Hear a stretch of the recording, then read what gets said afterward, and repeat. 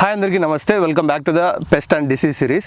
ఈరోజు ఈ సిరీస్లో ప్రధానంగా ఈ చీని అంటే సిట్రస్ జాతికి సంబంధించిన మొక్కలలో పొలుసు పురుగు అనే తెగులతో ఎక్కువ మంది ఇబ్బంది పడుతున్నారు. అసలు పొలుసు పురుగు దేనివల్ల వస్తుంది, ఎలా వస్తుంది, దీని వచ్చిన తర్వాత ఎలా జాగ్రత్తలు తీసుకోవాలి, రాకోకుండా ఎటువంటి నివారణ చర్యలు తీసుకోవాలనేది మనతో పాటు హర్నాథ్ రెడ్డి గారు ఉన్నారు, అడిగి తెలుసుకుందాం. సార్ చెప్పండి, అసలు దేనివల్ల వస్తుంది ఫస్ట్ పొలుసు పురుగు అనేది? పొలుసు పురుగు రావడానికి కారణం మొదలు తాట పగుళ్ళు పారితే తర్వాత పగుళ్ళ నుంచి లోపలకు ప్రసారమయ్యే జిగురును తాగడానికి ప్రయత్నం చేసేది పొలుసు పురుగు. పొలుసు పురుగు ఆరోగ్యంగా ఉన్న మొక్కల మీద ఎప్పుడు దాడి చేయలేదు. ఎప్పుడైతే అందుకది పగుళ్ళు పారిందో అప్పుడు మాత్రమే పొలుసు పురుగు దాడి చేస్తుంది. అంటే తాట పగుళ్ళు పారడానికి కారణం ఏమనేది మనం ముందు అర్థం చేసుకోవాలి. ఏ కారణం వల్ల తాటలు పగుళ్ళు పారుతున్నాయి అని. అంటే మన చెట్టులో ఉన్న సహజ లక్షణంలో వేరు నుంచి తేమ పోషకాలు అందించేటప్పుడు లోపల గట్టి కాండం ఉంటుంది, మధ్యలో పైన తాట ఉంటుంది, లోపల మధ్యలోనే ఆ కాండానికి ఈ పైన తాటకు మధ్యలో జిగురు ప్రసారం అయితే ఉంటుంది. చెట్టులో తగ్గు నుంచి పైకి పోతూ ఉంటుంది. ఆ ప్రవహించే జిగురును చెట్టు అవసరం కొంత ఉన్నా కొంత అవసరం మేరకు పంపిస్తుంటుంది, మిగిలిన దాన్ని మధ్యలో స్టోర్ చేసుకుంటూ ఉంటుంది. ఏదైనా కారణం లేనప్పుడు, అంటే మనకు తెలియకుండానే భూమిలో నుంచి పోషకాల లభ్యత లేనప్పుడు, లేకుంటే తేమ సరైనంత అందుబాటులో వేర్లకు లేనప్పుడు ఈ మధ్యలో ఉండే తేమను ఈ పోషకాలను పైకి అందిస్తూ పోతుంది. అంత లేక మళ్ళీ తిరిగి మనం అందించే ప్రయత్నం చేస్తాం. ఆ అందించే ప్రయత్నం ఏమైనా లేట్ అయినప్పుడు ఈ మధ్యలో ఉన్న తేమ జిగురు ఎక్కువ ఈ మధ్యలో ఉన్న దాన్ని అంతా కంప్లీట్గా పైకి తీసుకున్నప్పుడు తేమ గుణం లోపల తగ్గిపోతే తేమ మొదలుకు ఆ కట్టెకు తాటకు మధ్యలో ప్రవాహం జరిగే ఆ తేమ గుణం తగ్గిపోయినప్పుడు కొంచెం పైన అంటే 0.5 mm 1 mm థిక్నెస్ లో పై పొర ఎండిపోతూ పోతుంది. దాన్ని మనం నల్లగట్ట పడింది అంటాం చెట్టును. అంటే పచ్చగా లేకుండా నల్లగట్ట ఎందుకు పడింది అంటే పై పొర కొంతమందం ఎండిపోయింది అని. అవును, ఆ ఎండిపోయిన ఆ తాట అట్లే ఉన్నాక తర్వాత మళ్ళీ మనం మన అవసరానికి నీళ్ళు వేసినప్పుడు పోషకాలు అందించినప్పుడు చెట్టు మళ్ళీ పెరగాలని ప్రయత్నం చేసినప్పుడు లోపల కాండం ఉబ్బాలని ప్రయత్నం చేస్తుంది. ఎప్పుడైతే కాండం ఉబ్బాలని ప్రయత్నం చేసిందో దాంతో పాటు వ్యాకోచించే గుణం తాట కూడా ఉండాలి. అంటే తాటకు పచ్చదనం కోల్పోయి పైపాటున కొంత ఎండిపోయింది కదా, నల్లగా అయిపోయి అది ఏమవుతుంది, లోపల తాట ఉబ్బాలని ప్రయత్నం చేసినప్పుడు ఇది పగుళ్ళు వారి చీలిపోతుంది. ఇప్పుడు ఇది చీలిపోయిందో అప్పుడు ఆ మధ్యలో ఉండే జిగురు తాకడానికి బయట నుంచి వస్తుంది పొలుసు పురుగు. పొలుసు పురుగు కానీ గాలిలో ఉండే ఫంగస్ కానీ చేరి బంక పెడతాయి అంటాం. బంక కూడా ఆరోగ్యంగా ఉన్న మొక్క మీద ఎప్పుడు బంక పెట్టలేవు. ఎప్పుడైతే మనకు తెలియకుండా ఆ విధంగా నష్టం చేసి పర్రెలు బయటగా చేసినామో ఆ పర్రెల నుంచి రసం తాగడానికి మాత్రమే గాలిలో ఉండే ఫంగస్ పోయి చేరి రసాన్ని తాగితే అవి పెట్టిన పెంటనే మనం బంక అంటాం. బంక కారుతుంది అంటే అక్కడ గాలిలో ఉండే ఫంగస్ పోయి దాంట్లో చేరి రసాన్ని తాగి బంక పెట్టింది అని అర్థం చేసుకోవాలి మనం.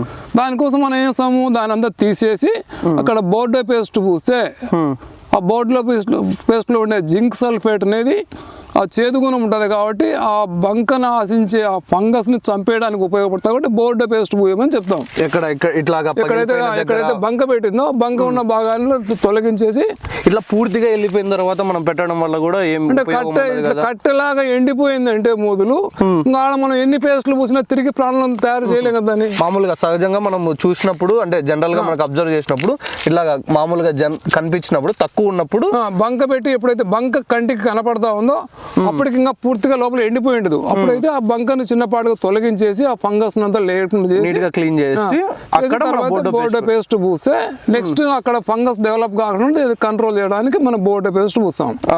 రెండోది పొలుసు పురుగు.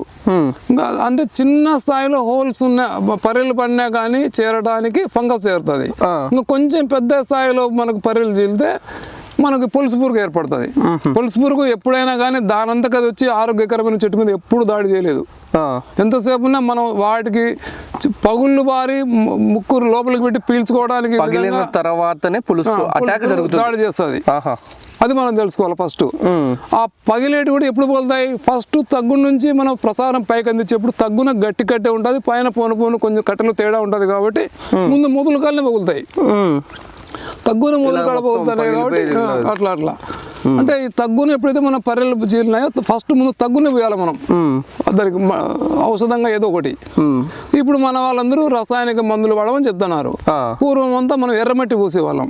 అవును, ఎర్రమట్టి పూస్తాము, సున్నం పూస్తాం. సున్నము మైలుతొత్తు పూసేది బంక కోసం, ఫంగస్ కంట్రోల్ అవడానికి సున్నం మైలుతొత్తు పనిచేస్తుంది. ఎర్రమట్టి ఈ మనం ఏవైతే పర్రెలు ఉన్నాయి, పర్రెల్లో పోయి రసం తాగుతుంది అనుకుంటున్నాము. పర్రెలు చీలినాక వచ్చి పొలుసు పురుగు చేసి దాడి చేస్తుంది అనుకున్నప్పుడు ఆ పర్రెలను పూడ్చడానికి మట్టి చాలు. వీళ్ళు మన వాళ్ళు ఏం చేస్తున్నప్పుడు అన్ని పురుగుల మందులన్నీ కలిపి విపరీతంగా దాన్ని తడిసి కారేటుగా స్ప్రే చేసి ఆ పర్రెలన్నీ బూడితే లోపలంతా విషపూరితం అయితే ఆ జిగురంతా, ఆ జిగురు విషపూరితమైన జిగురు దిగి పులుసు పురుగు చనిపోవాలని వీళ్ళు చెప్తున్నారు. నాకున్న ఆలోచన అనుభవ ప్రకారం నేనేం చెప్తానంటే బుడదమన్ను పోయండి చాలంటాం. బుడదమన్ను ఎక్కడి నుంచి కూడా తెచ్చుకోవాల్సిన అవసరం లే. ఎక్కడ చెట్టుకి నీళ్ళు వేస్తానో చెట్టు కాడనే పారతో తీసుకోవడం, 2-3 పారలు బకెట్లు వేసి నీళ్లు పట్టుకోవడం, గిల కొట్టి వడగట్టుకోవడం బుడద నీళ్ళను. ఆ బుడద నీళ్ళని కంప్లీట్ గా పూసుకుంటూ పోవడం.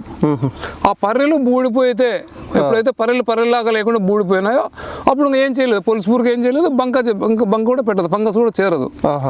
అది మనం అన్ని చెట్లకు నీళ్లు కారినట్లు పురుగుల మందు కొట్టే ఆలోచన ఎప్పుడైతే మనకు ఉందో ఆ ప్రకారం మనం బురద నీళ్లు స్ప్రే చేసినా చాలు. దీనికి ఏవైనా ఆ పర్రెలన్నీ మనం బూడిస్తే చాలు. ఆ పర్రెల్ని క్లోజ్ చేసినప్పుడు అది ఆటోమేటిక్ గా దానికి ఏం చేయలేదు, అది ఏ దాడి చేయలేదు, తాగలేదు, ఆగిపోతుంది.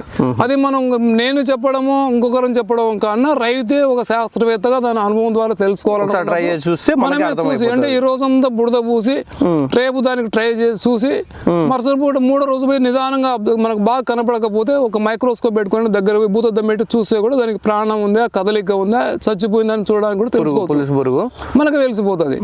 ఆ పొలుసు పురుగు ఎంత దూరం ఉందో అంత దూరము ఆ పర్రెలు ఉంటాయి, ఆ పర్రెలు ఉంటే తింటా ఉంటది. పర్రెలన్నీ పూడ్చగలిగితే చాలు.